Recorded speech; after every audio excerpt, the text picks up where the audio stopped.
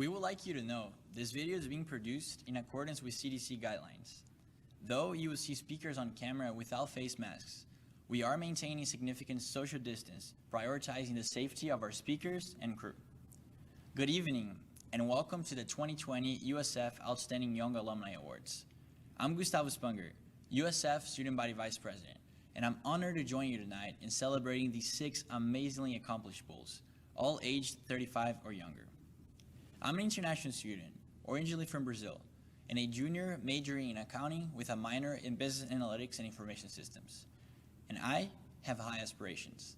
One of them is to be sitting where our award recipients are right now. Well, maybe not exactly where they're sitting, but you know what I mean. When I graduate, I plan to pursue a master's in accounting, my CPA license, and by the time I'm 35, I hope to be running my own business remotely while traveling the world.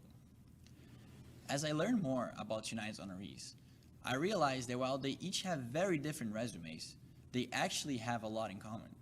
First and foremost, they're all USF grads. And for me, as a student, that's extremely encouraging. It's inspiring to see the many ways our university propels its graduates to success.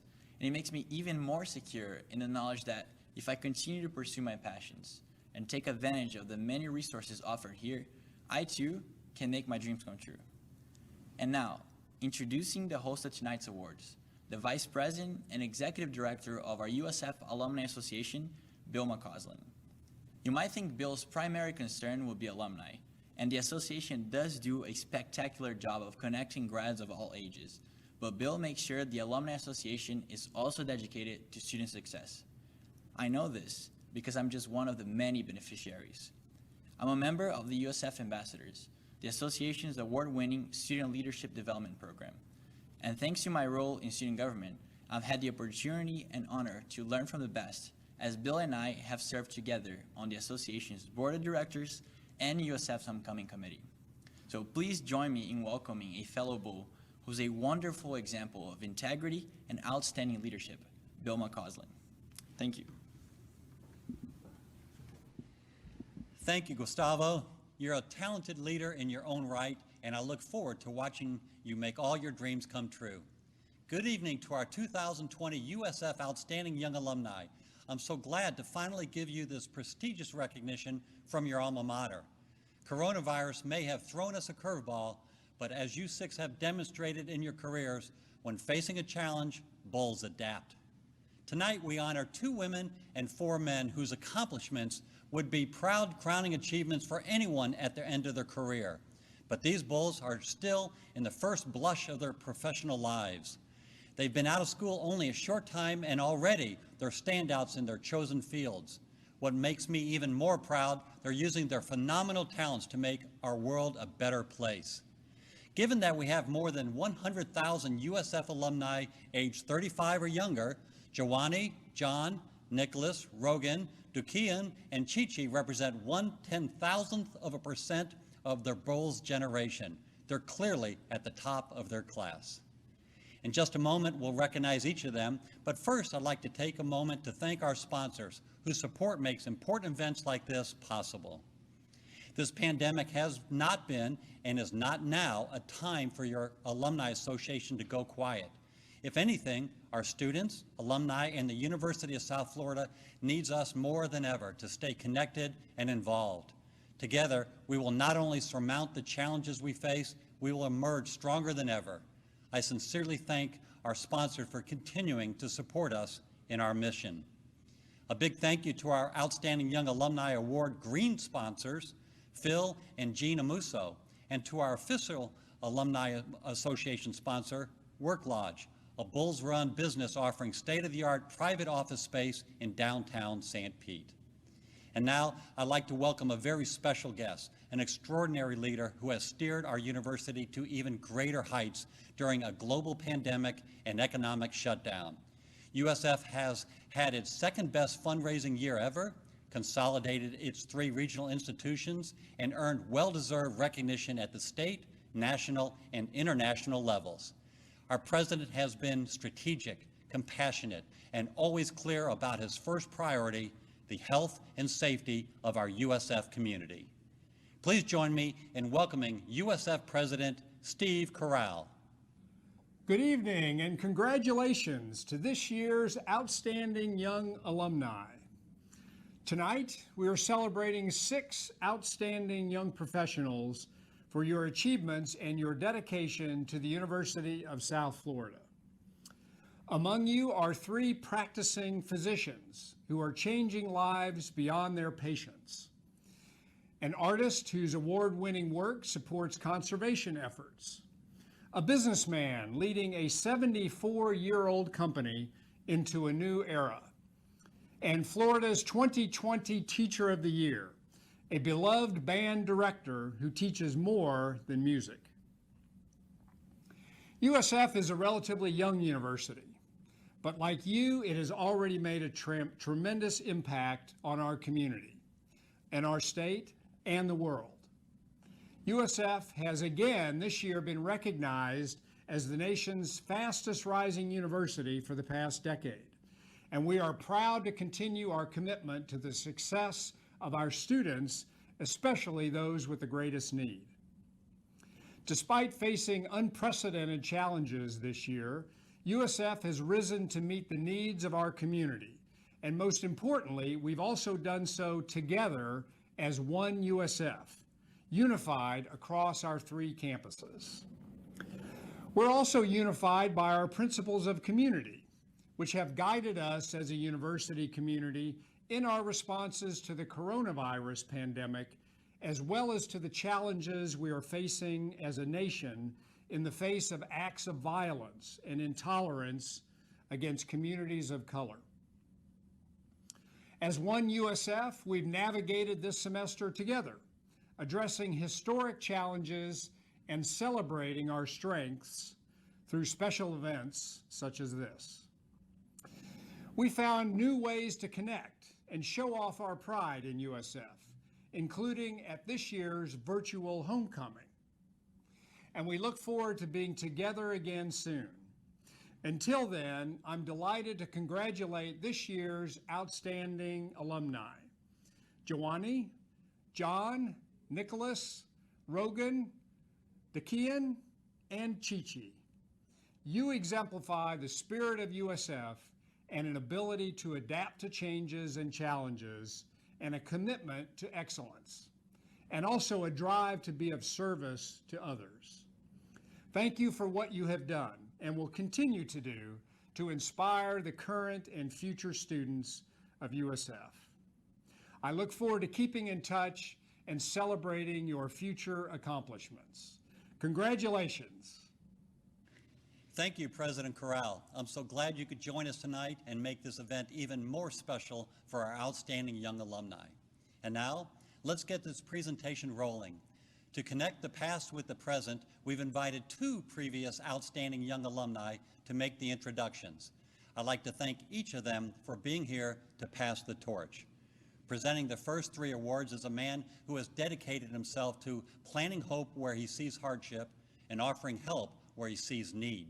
Keith W. Babb III is the founder of E3 Community Learning and Family Resource Center, a nonprofit that provides quality early childhood education and comprehensive family support services. He's also the founder and pastor of the Way Church of Tampa Bay and the director of One More Child, Hope Street, which is helping revitalize an impoverished Tampa neighborhood. Please welcome 2019 USF Outstanding Young Alumnus, Keith W. Babb III. Thank you, Bill. Our first award recipient is a physician who has a master's in public health and is now pursuing a doctorate in public health, both at USF. This woman believes in education, and not just for herself. Dr. Joanny Buwa is a native of Benin in West Africa, where 10 years ago she founded a nonprofit focused on training and awareness in surrounding reproductive health. The Young Beninese Leaders Association continues to empower young Africans, while Joanny has a vastly expanded her mission. She's now working to change the world. She was a founding member of the United Nations Funds for Population and is a Bill and Melinda Gates Foundation goalkeeper for global goals, an initiative focused on achieving the UN's 17 Sustainable Developmental Goals. She serves on the board of Merck for Mothers, a $500 million effort aimed at safe childbirth. In addition to her studies, Joannie conducts research in reproductive health and cancer. Please join me in congratulating 2020 Outstanding Young Alumni, Dr. Marlene Joannie Bua.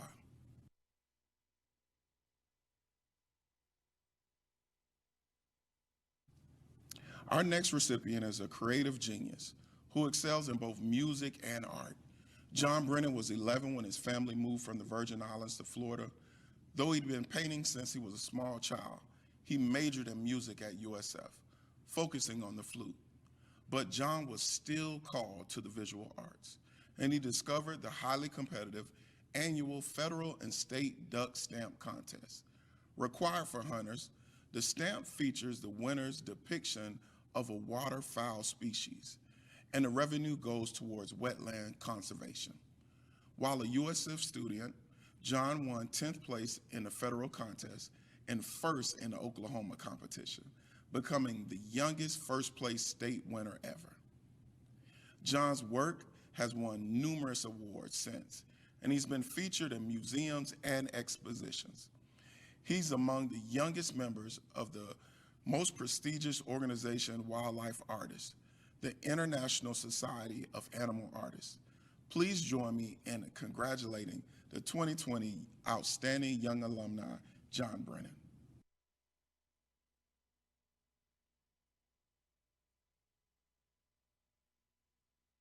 Up next, we have a physician who's at the forefront of cancer research at Duke Cancer Institute.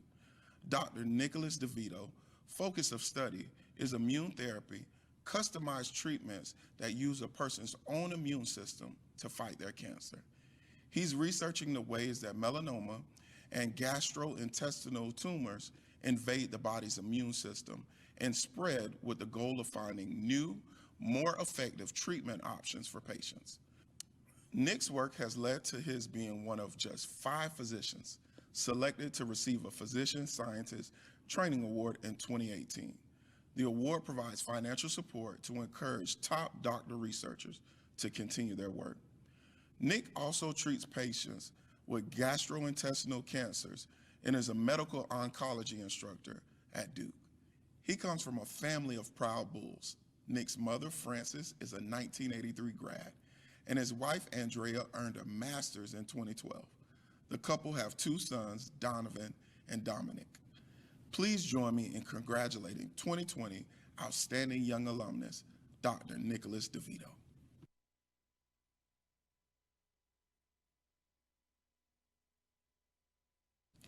And now it's my honor to introduce your next presenter, 2018 Outstanding Young Alumni, Maya Lasovic.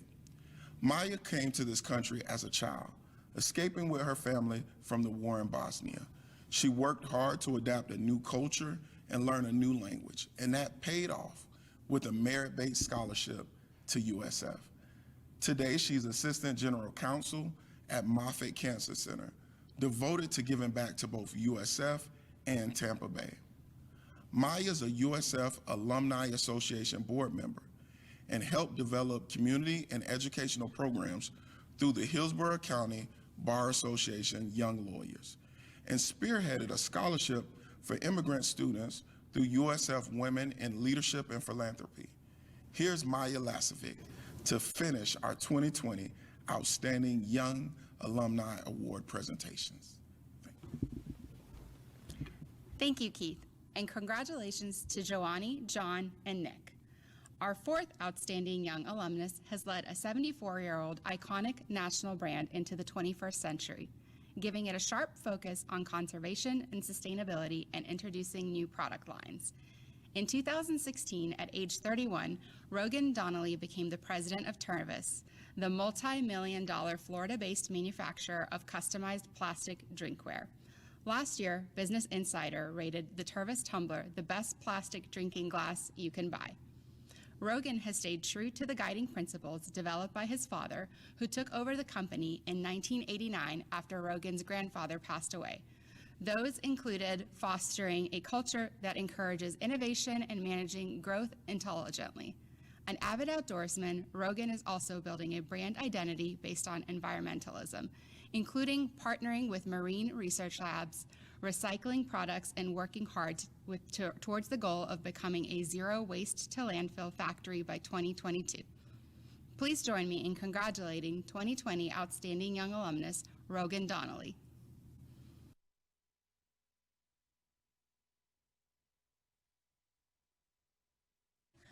Our next award recipient is a musician and teacher whose desire and ability to connect with each and every student has helped produce countless success stories.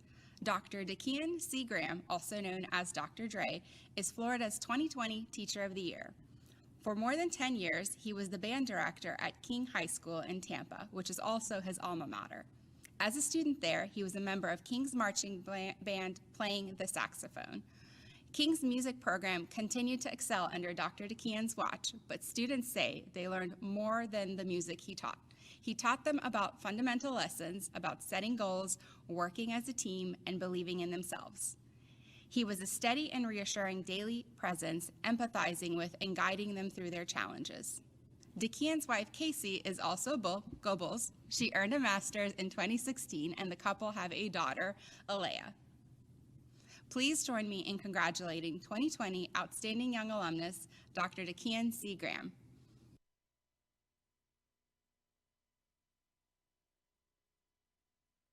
Our final Outstanding Young Alumna is a physician who is as dedicated to her profession as she is to lifting up others through charitable works. Dr. Chinyere Chichi Opalake was a star basketball player at USF while also a pre-med student, so she understands the challenges faced by student athletes. Many believe their future will include professional sports, so they don't plan for anything else. Chichi founded Reality Speaks to address that by guiding, preparing, and equipping young athletes for alternative careers in line with their interests. The nonprofit has since expanded to helping families and children in need, including organizing clothing and toy drives and feeding the homeless. She is also a former Alumni Association board member.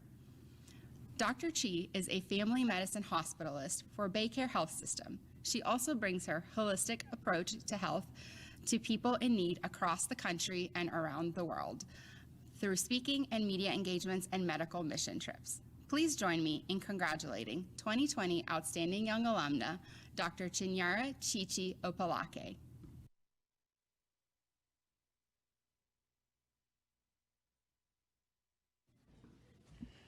Let's give a big, rousing cheer for our class of 2020 Outstanding Young Alumni, Dr. Joanne Buwa, Mr. John Brennan, Dr. Nicholas DeVito, Mr. Rogan Donnelly, Dr. Dakian Graham, and Dr. Chinyere Chichi Opaleke. Go Bulls! And thank you, Keith and Maya, for your help welcoming them into the family of USF Outstanding Young Alumni. And now, let's get set for the live portion of tonight's event. I admit, this is my favorite part of the program, and all you students and young alumni watching, stay tuned. We'll learn the secrets for success from each of our award recipients, what helped them on their academic and professional paths, the challenges they faced, and how they overcame them. This is reality TV worth watching. Our discussion will feature our 2020 Outstanding Young Alumni responding in real time. If those of you watching at home have a question, just type it into the chat box. We'll have folks monitoring, and the panelists will answer some, maybe even all, of your questions during the second half of the discussion. And now it's my pleasure to introduce our moderator, an always informative and entertaining man who's known and loved by legions of USF students and grads, Dr. Eric Eisenberg, Dean of the College of Arts and Sciences. Dr. Eisenberg came to USF more than 25 years ago and brought with him a passion for teaching and for his field of expertise, organizational communication. He created the School of Geosciences, the School of Public Affairs, and the School of Interdisciplinary Global Studies. He also created the very popular interdisciplinary health sciences degree for students who want health careers, but not necessarily nursing or medicine degrees. Dr. Eisenberg is known for making student success his top priority, and that's a big deal, since the College of Arts and Sciences accounts for nearly half the total undergraduate enrollment on the Tampa campus. I'm pleased to welcome Dr. Eric Eisenberg. Take it away, Dr. Eisenberg. Good evening, and good evening, alumni. Let me add my congratulations to each of you. In these challenging times, nothing lifts a teacher's heart more than seeing their students go on to do amazing, wonderful things like each of you have. What our audience wants to hear, though, is the real, true stories behind your success. So over the next few minutes, we're going to have a conversation where hopefully you'll share a little bit more about the path that you've been on. One of the things that I found when I invite alumni to talk to our current students is one of the first things they always say is, life is not a straight line. There are lots of curves, and you have to be able to take those curves. So let's dive into that a little bit.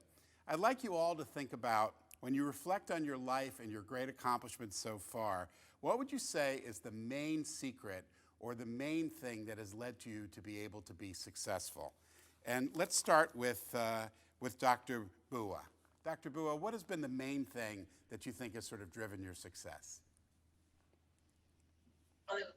I think for me, it's a mix of a lot of things, but I would say being resilient and actually going for whatever I was dreaming.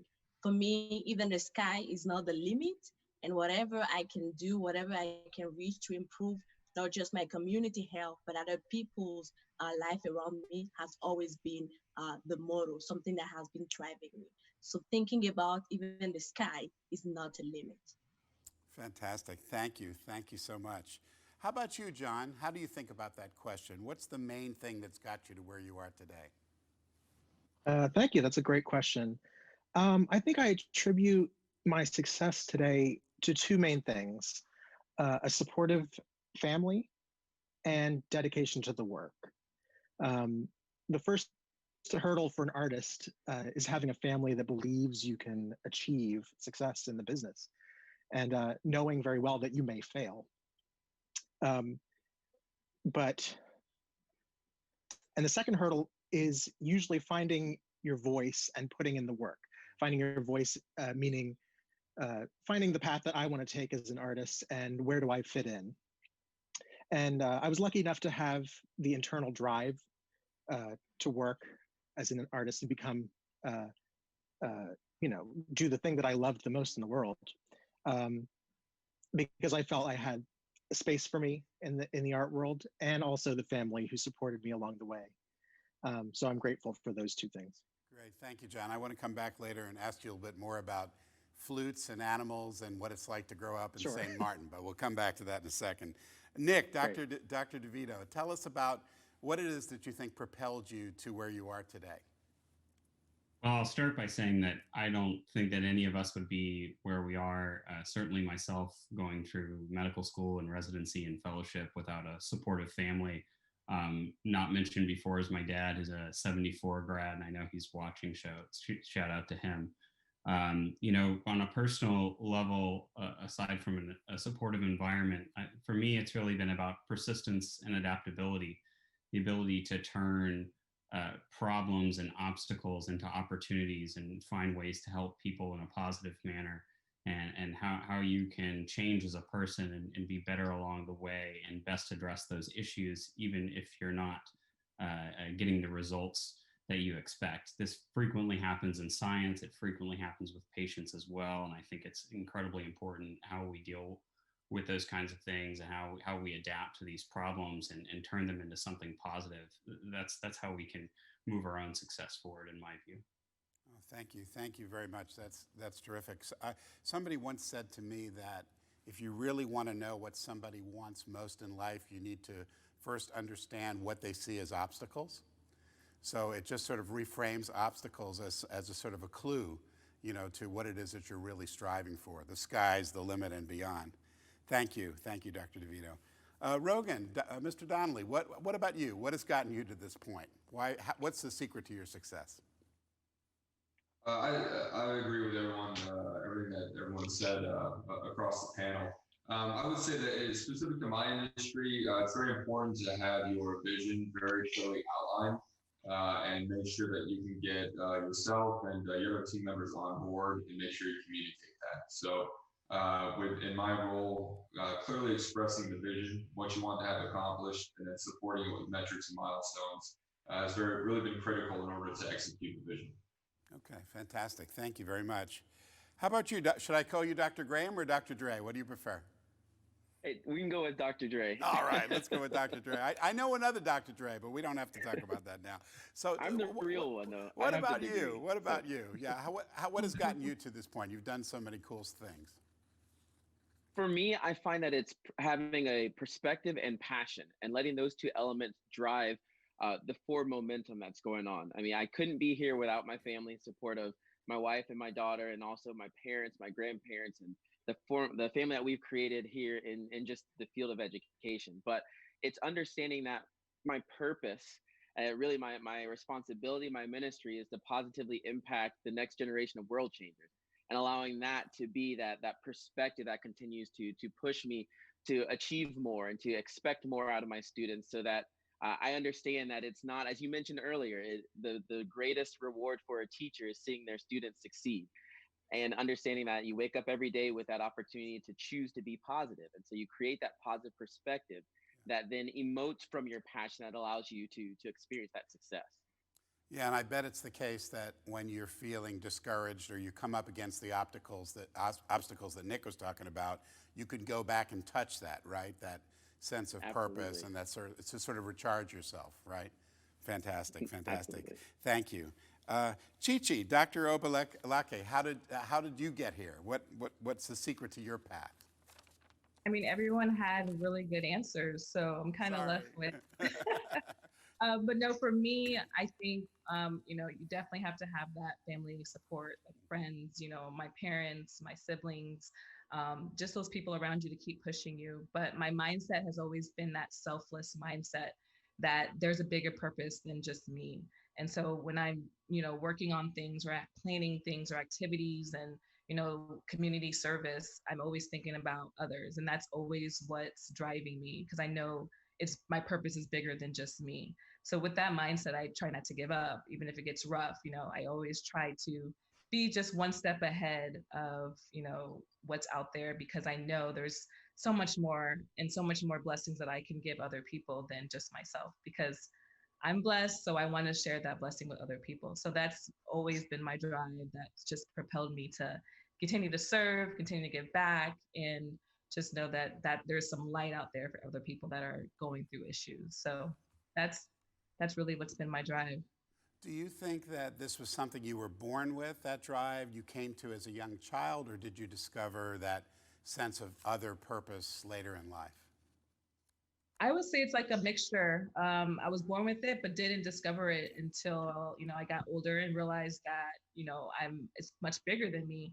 And I think it has a lot to do with my upbringing with my parents, and just that Nigerian household of growing up and just having that success, or that attitude that, you got to make it. But when you do, make sure you're giving back to those who can't, provide for themselves. So I think it's a mixture, but that grit in me is definitely from growing up, and thank my parents and my older siblings for that help get me there. Fantastic. Well, since I made you go last the first time and they stole all the good answers, I'll let you go first for the second question. And the second question, I think, is really a good one for you. I want you to reflect back, if you can, to your time at USF, your time on campus, and think back, what is the most memorable experience you had when you were an undergraduate at USF that you still look back on today and sort of say, wow, that was really an important or a memorable moment? Oof, so many memories.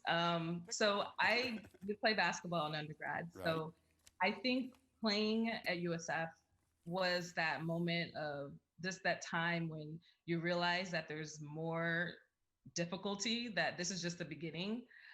There's not one particular moment, but I will say that just that journey of playing basketball made me realize that this is tough, and life is not easy, because, I had a major biomedical science and I was playing basketball at the same time.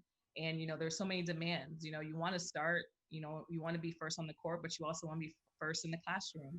And so there's that that difficulty and that balance that you have to, go with. And so I would say my journey as an athlete definitely was that, just the epitome of drive, dedication, motivation, do not give up. There's more after basketball. And so I think that was my foundation of what even got me to, starting my nonprofit. And, it was just that foundation I needed to continue on to be successful in life and give back. So. It also sounds like there's a similarity between sort of the focus on helping others and being part of a team, maybe? I mean, is the team standing up for your team, wanting to show up and support them? Yeah, Absolutely. You learn the teamwork, you learn the bond, you learn how to adapt to other personalities. There's so much that goes into playing, time management skills. I mean, I owe a lot to playing basketball at USF, and I thank them for teaching me with my coaches and players that I had alongside me. So it was definitely an honor. Well, that's incredibly hard to do, to play a sport at that level and to have that kind of a major. So congratulations for pulling it off. Dr. Dre, what about you? Do you remember your time on campus, and do you remember a specific moment that was especially important to you? Well, being a product of Hillsborough County, I've actually been a part of USF for longer than just my time on campus. And so got an opportunity to spend time with the School of Music, both as a student in high school and at the graduate level. And really, when I think back and reflect, there are two moments that really come to mind as being super significant. And one of those was spending some time in the office with Dr. William Wiedrich. And we were doing some score study, and we were reviewing one of the pieces that we were going through. And of course, him being the fount of knowledge that he is just going through and kind of we're going through different things and marking it. And he's, of course, just letting me know all just the different depths of the piece. And I looked at it and said, well, did you look at this way? Like, did you acknowledge this element of the piece? And he looked at me and said, I've gone over this piece for years, and not once had I thought about it in that way. So that was obviously a point of pride that I could show my professor, this man who I've looked up to since I was a little kid and been under his baton. I could show him just a little glimpse of something. That was a point of pride. But then after I was selected as the Florida Teacher of the Year, I was blessed with the opportunity by Dr. McCutcheon and Dr. Sosnochik to conduct the hot band. And so getting a chance to conduct the national anthem played by the Herd of Thunder, not only at rehearsal, but then also in Raymond James before the game, which, and if I recall, it was the first win of the season, the game that I conducted. So I was the good luck charm for that year. Yes. But it was just an incredible opportunity that it's just that once in a lifetime. Yeah. You get goosebumps being up there and just getting a chance to flip the coin. That was incredibly memorable. That's amazing. And both of those stories, the story about you pointing something out to your teacher that he's never seen before and standing in Raymond James, are like right out of a movie about your life. So what I want you to think about is who you would want to play Dr. Dre in the movie about your life when they make it 40 years from now. So we hold that thought for a second. Okay, thank you so much. Rogan, talk to us about USF. Do you have good memories of USF? Was there a special moment that shaped you? Sure, absolutely. Yeah, I got my undergrad up in Maine, so I got my executive MBA at USF campus, and it was incredibly important to me. It was twofold. One, just the network that I was able to meet and really ingrain in the local community was extremely important to me. I was, at the time, I was put into my position as president of this of the extremely large company at 31, so not a lot of outside experience. Right. Certainly had a lot of internal experience within the company, but just the people that I met and the experiences that I had being in the executive MBA program and the diversity of experiences was absolutely fantastic. And also what I was able to learn and take away, again, I had a very insular experience in my professional life within Tervis. And again, just the courses I was exposed to, the professors and the people was very beneficial to help myself in my company as well. Oh, that's fantastic. I can really appreciate that. I've talked to a lot of executive MBA students and more recently to the DBA students. And it's amazing. You can get so involved in your company, right, and in your particular field of study, that meeting people who are at your level but doing completely different things like opens your mind in incredible ways. I hear what you're saying. That's fantastic. Dr. DeVito, any USF memories that you have? Well, I love the whole 2007 football season before the Rutgers game. That was great. Everything By the way, before that game. I was at that Rutgers game. It was terrible. Me too. Yeah, it was pretty bad. It was pretty bad. Yeah. So, I think the common thread through doing both undergrad and medical school at USF for me was just the people that you meet there, particularly the professors and advisors that, if they weren't the person to talk to, they always found the right person to talk to. So Dr. Spector, who I think is Dean of Alumni Affairs now at USF College of Medicine, he was the one who really convinced me that I should pursue an MD and that I could still do basic science research as an MD. And then I shadowed Melissa Alcina, who's a myeloma doctor at Moffitt. And I was like, this is it. Cancer immunotherapy is totally where it's at. And, it's a weird thing to say at 21 years old, but being exposed to those kind of people at Moffitt, at USF's College of Medicine campus so early on is what got me into the lab, but also pursuing, my pre-medical courses. And there was just so much support along the way where I could actually do that kind of work as an undergrad and actually publish a paper and go through all of those troubleshooting things that have really helped me out down the line and have been past experiences that I could call upon. I went through residency and fellowship and medical school and spent, quite a long time, over 8 years, not being in the laboratory, and then having to go back to some of my experiences at Moffitt and what I learned at USF, and be able to reboot myself in the laboratory while keeping a busy clinic schedule and everything. So that's one of the things that I think is really exceptional about USF. There's a common thread of mentorship and advisorship to get you to the next success that you're looking for. Oh, that's fantastic. That's fantastic. Thank you so much, Nick. How about you, John? What are your USF memories? Oh, there's a lot of really great memories playing music at USF and being in all the ensembles, both choir and orchestra and wind ensemble. But I think one of the standout occasions was the opening of the new School of Music, which happened, I believe, at the end of my junior year and into my senior year. And we had our opening gala concert, which highlighted all of the major ensembles at the university. And we had the chance to play Maurice Ravel's Daphnis and Chloe, which is incredibly difficult virtuosic music. And it was just unbelievable. And, that was the first time I got to play in the new concert hall. And, those resources are invaluable. And I still think about it to this day. Yeah, and if anybody's out there who's not seen a concert in that new concert hall, the acoustics are perfect, wouldn't you say? I mean, it's just one of the most extraordinary places. And once COVID has passed us by, please come out and come listen to people play in that hall. Thank you. That's fantastic. Dr. Bua, what about your experience? What was your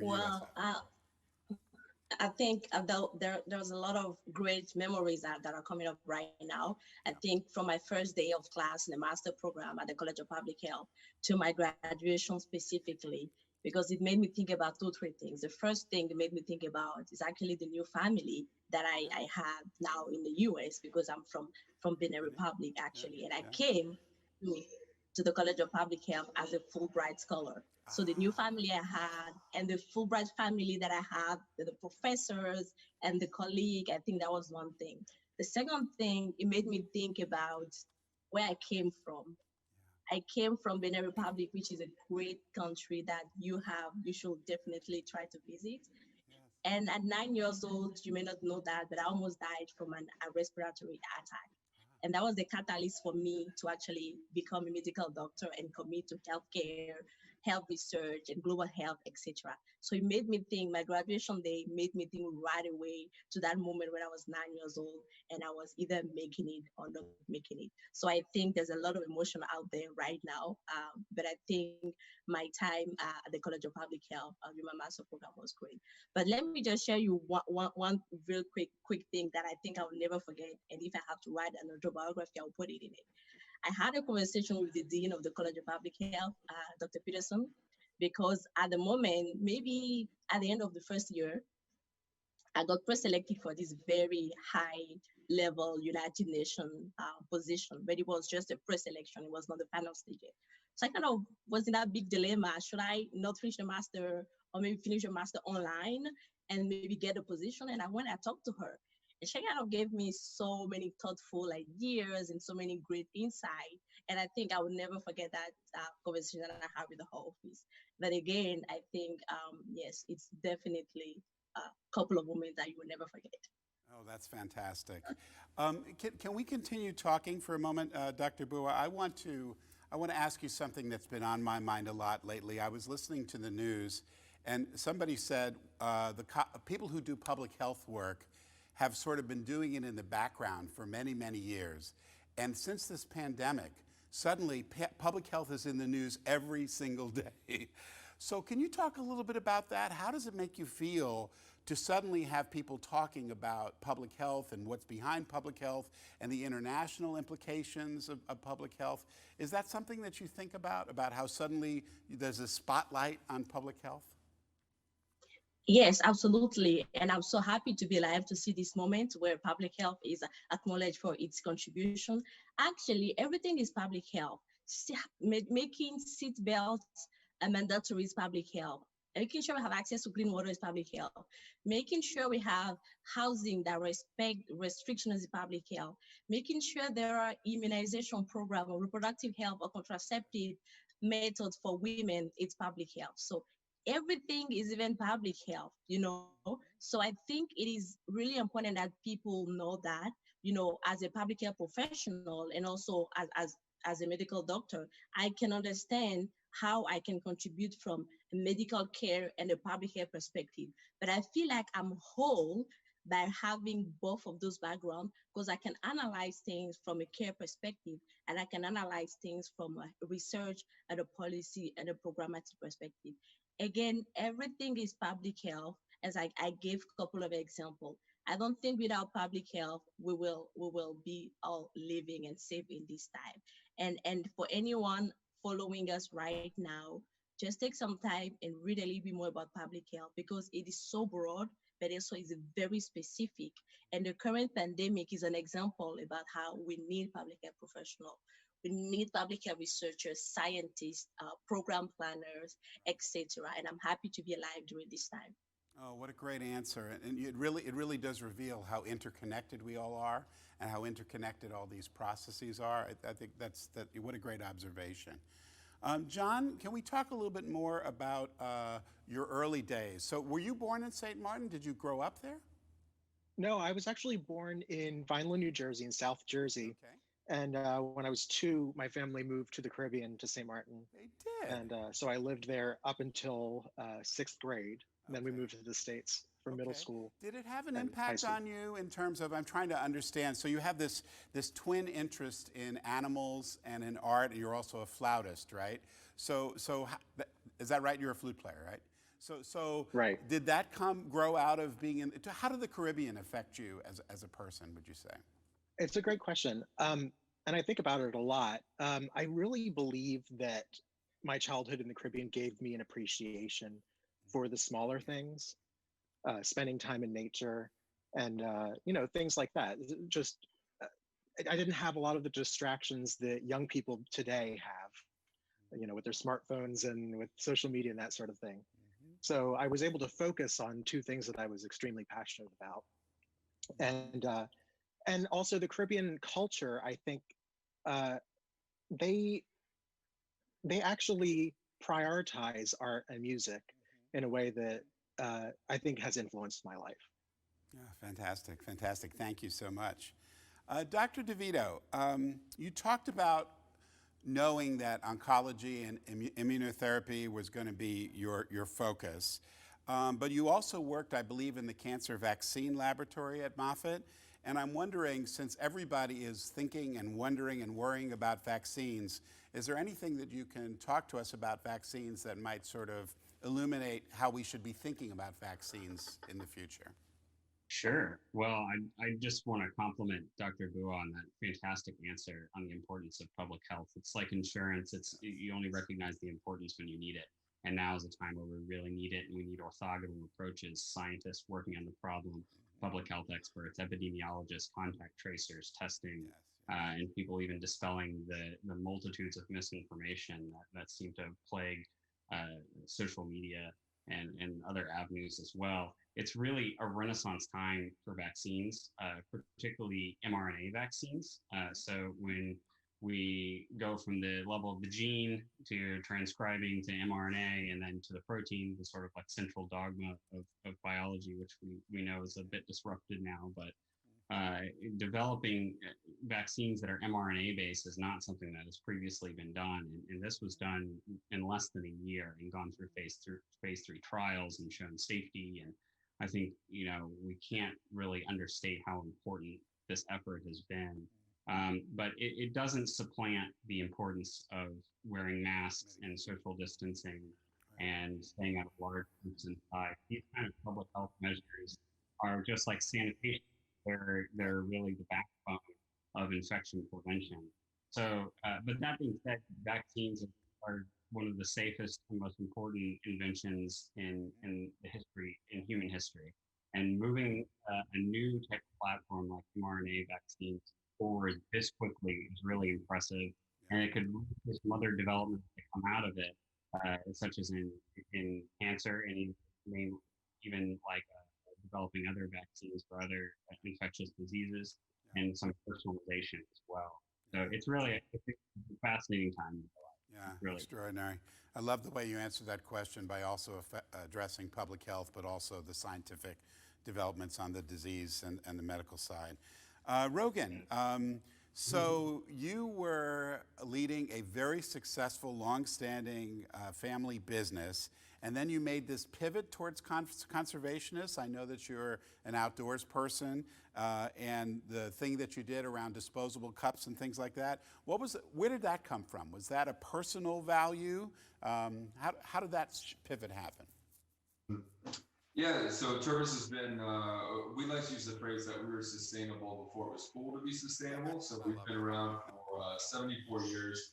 Yes. And our commitment has been to our quality. So how it works in today's society is that from the very beginning, since 1946, if we were to make a cup, it would have lasted a lifetime. It can still be in your cupboard and not be in a landfill, or has kept you from using a disposable plastic cup. So we've doubled down on that. So it's very genuine and it's part of our heritage that when you're using a Turbis tumbler, either our classic plastic line or else our new stainless steel line, it's sustainable and it's better off for the environment. But on a personal level, I am a master diver and I've been fortunate enough to dive all over the world. And my first dive trip was actually in Bali in Gili Tawanga. And it was absolutely beautiful. I mean, the bottom was just very much alive, and it was a drift dive, so there wasn't much effort involved, and it was extraordinary. It changed my life.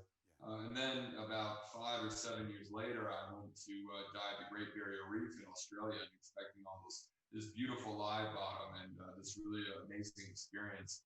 And it was sad. There was nothing. There was nothing there. There was a bunch of dead bleached coral. And unfortunately, the bottom had just been completely wiped from various different environmental causes. But so that really hit home. And then as a leader and of this company now, that's is part of the sustainability effort. It gives me a lot of pride to see that we're trying to make a difference. Yeah, that's fantastic. It's wonderful when there's an intersection like that between something that makes sense from a business standpoint that customers want that also makes a positive difference in the world. That's fantastic.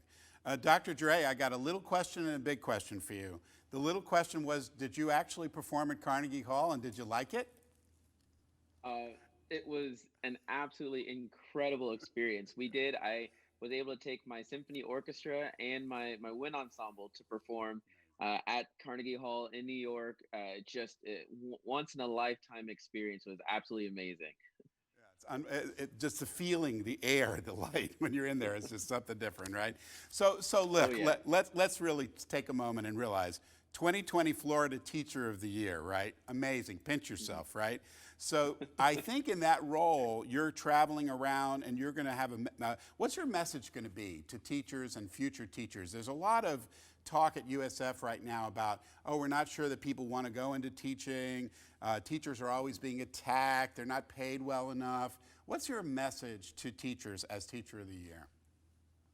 Well, the big thing for me, and this kind of goes back to perspective, but it's remembering that reason that brought you into teaching, Okay. remembering your why. And so generally whenever I would go and I had the opportunity to speak to different schools and different places, I would always start with a song. And that song would draw back into those remembrance, that reflective piece of what we do as teachers, where we're always constantly reevaluating our practices, looking at the way that we do things, but then really remembering, getting back to the core of why it is that we do what we do. And it's so easy to get caught up in the minutia and a lot of the different struggles that we have as a teacher. But I mean, it's something at the very core of it. Teaching is difficult. It's not an easy profession, but we do what we do because teachers are world changers. And a lot of times we look at our field and we get a chance to kind of look retrospectively on the different students that have come through our program. And we as world changers are creating future world changers. Right. And when you really sit back and look at the depth of what it is to be a teacher, you understand that even if we are not, or we don't feel as valued as we believe we are, what we are doing is the most noble profession, and no other profession exists without the profession of education, without our teachers. And we can all think back to that one teacher who was such a significant impact in our life and who was really the reason that spearheaded our passion to become and to follow those dreams of what we were doing. And for me, it was my high school band director.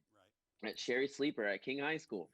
She is the one who instilled in me that passion, and seeing her and the effect and the impact that she had on the multitude of students that she taught before and that she's still continuing to teach as she's teaching now at Strawberry Crest.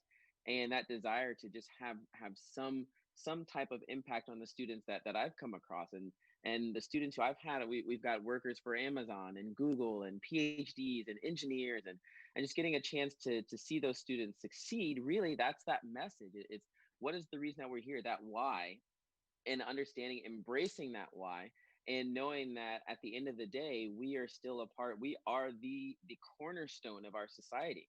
And if we're using that leverage, if we're leveraging that opportunity to elicit positive experiences that ultimately change the world, provide that perspective, and to be that example for what it is to really be world changers.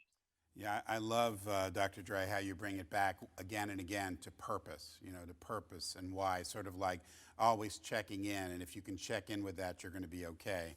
I'm sure that the physicians who are on this panel will tell you that if you're having a really dark day, you remind yourself that you're there for the patient and their family and that kind of thing. As you kind of need that touchstone, especially as anxious and, as difficult this year has been, you need that touchstone that sort of says, okay, why am I doing what I'm doing, right? Thank you, Absolutely. thank you. Dr.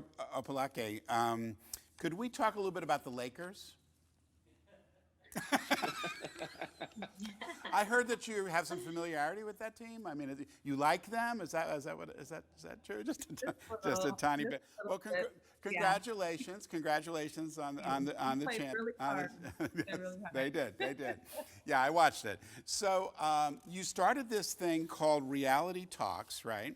And if you were to give a message or some lessons to student athletes today, what was the message of Reality Talks, and what how does that still apply today in terms of how they can be successful in thinking about their futures? So my organization is called Reality Speaks, but very close. Reality Speaks is what it is. Yes. So the message that Reality Speaks stands for is basically to help student athletes start thinking outside the box of their sport. I know many athletes, if you're an athlete or if you know athletes, they're very tunnel vision. They are very focused on their sport and that's it. And they forget that there's life after sport. So I always ask the athletes, okay, when the ball stops dropping or when the lights go out, what's next? What are you going to do? And most answers are they don't know or they haven't thought about it yet. And so Reality Speaks is in place for student athletes to start thinking now, what's the next step? What's my plan B if the sports don't work? Not many athletes, go on to playing professionally. Unfortunately, that's only 1% of all the athletes, and that's not many. So we have to start telling these athletes like there's more to life. There's more to just playing the sport. The reality is that we are doctors, engineers, construction workers. We're more than just the athlete. And so that's what Reality Speaks stands for. And so when I bring that message out to them and I start having these community service events, I invite these athletes to say, hey, it's not just about me. What else can I bring to the table? So let me volunteer. Let me upgrade my resume. Let me show that I do more than just my sport. So when that ball stops dropping, or God forbid I get injured, I have a backup plan. I know what to do next. And so that's the purpose of Reality Speaks. And I continue to hope to bring that message to athletes. And it's just expanded now to more just community service, giving back, and just being selfless. No, that's beautiful, and I really apologize. Reality Speaks. I will never, I will never get that wrong again. Okay, we just have a couple minutes left, so we're going to do a quick lightning round. And the lightning round is going to be one question, and you get to answer it with like 1 or 2 sentences. And the question is, if you were meeting with a group of freshmen at USF today, what is the advice or words of wisdom you would tell them about how to approach their college experience and their life afterwards? So let's start again with Dr. Bua. What would you tell these new students? Well, I will advise them to first enjoy the process because you can get caught up in so many stressful situations and time flies very quick. So first enjoy the process, but also start by thinking about the end. Start by thinking about what is next for you. How do you want to build up on what you are doing first year, second year, etc. But also third thing, serendipity. For me, it's a key, it's a big word. There's a lot of things that I've planned, but serendipity played a role and positioned me in positions, places that I was not expecting. So serendipity, be open, be flexible, and again, enjoy the process. Beautiful, beautiful. John, what do you think? What are you going to tell these kids? That's a great answer. I would agree. And also, I would say use the opportunity to find out what you're passionate about. Going to USF, a lot of people as freshmen, they come in and they have no direction. They don't really know what they want in life. And that's really common. It's not, abnormal. And it's a perfect opportunity to find what you're passionate about and to pursue your dreams, really. Fantastic. So discover your passion. How about you, Nick? Dr. DeVita, what would you tell these kids? I would say to talk to a lot of people, learn what you don't want to do and learn what mistakes have been made, and then find something where your purpose intersects with what the world needs. Beautiful. Thank you. Thank you. Rogan, what advice would you give to these freshmen? I would echo everything that was said. I mean, certainly enjoy it, have fun, but also it's okay if you don't know exactly what the end game is or exactly what it is that you want to do when you start off as a freshman. I mean, in freshman, you're very young. I'm trying to remember quickly what I was doing when I was a freshman, and it was nothing respectable, certainly. So absolutely okay if you don't have it all planned out your freshman year. You have time to adapt and to learn and to mature. It's such an important message these days. Dr. Dre, what's your message to the fresh class? I'll tell them they need to make the most of their time that they have. They need to learn who they are, learn to love that person, and understand that every day is an opportunity to get it right. You're going to wake up and you're going to fail because we are an imperfect people. Some people say practice makes perfect. I disagree. I say practice makes permanent. And so excellence is a habit. So you get in the habit of doing something over and over again. But every day we wake up, the expectation we will fail, but the next day is an opportunity to get it right. So make the most of it, learn who you are, learn to love that person, and then continue to maintain that positive perspective. Fantastic. I love that answer. Dr. Chi, tell us, what would you tell these guys? I would say the first thing I would say is that there's after failure, it's not a period, it's a comma. So there's stuff after that. So don't give up when you fail the first time. And I always tell other people, and my slogan is passion is for you and your purpose is for others. Oh, that's beautiful. Listen, I want to thank you all for spending this time with me and with us. You filled my heart, and I love all of you, and I congratulate you, and I hope that the next 30, 40 years are as amazing and fulfilling as the first 30 or 40 years. So I'm going to give it back to Bill McCausland now. Thank you. Wow, wasn't that fantastic? And just as I said before the session started, this is always my favorite part of this ceremony, and so inspirational and so motivational. Really, it touched my heart also, and I also love all of you, and just I know all the comments that we've seen have come in, and people really have enjoyed hearing from you and hearing what has motivated you. So thank you for sharing that with us. And thank you, Dean Eisenberg, and to all of our esteemed, outstanding young alumni. Your candor and your words of wisdom are inspiring and have given us truly a wealth of knowledge. Now that we've gotten to know our award winners a little better, let's take a look at that wonderful video that we showed earlier highlighting all 6 of these successful bulls. Let's take another look.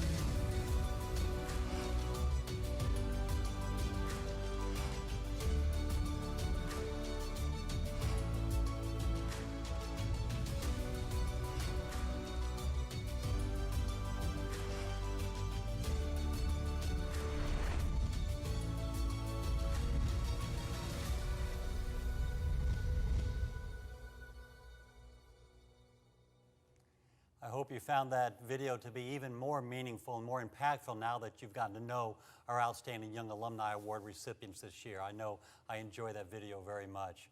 To our viewers who are students or young alumni, I hope you enjoyed this great discussion, had a few laughs, and most of all, picked up some valuable tips. If you're a USF student, I invite you to keep the momentum going by joining our Student Alumni Association, which offers opportunities like this all year long. And to those young alums watching, please consider becoming involved with Bulls of the Last Decade, also known as BOLD, to serve as a resource for our hardworking students. Once more, thank you to tonight's generous sponsors, Phil and Gina Musso and Work Lodge Tampa Bay. We sincerely appreciate your support. And now please join the College of the Arts Chamber Singers in singing our alma mater. Get loud, everyone. I want to hear you. Please. Good night, be safe, wear your mask, and as always, go Bulls.